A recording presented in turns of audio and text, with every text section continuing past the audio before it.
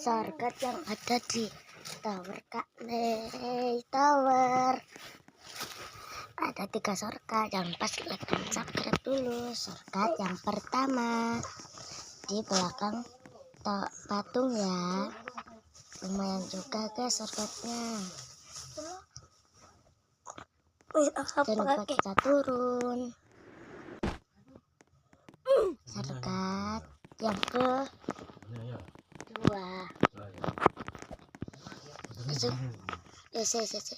kalian ke sana ya, lumayan.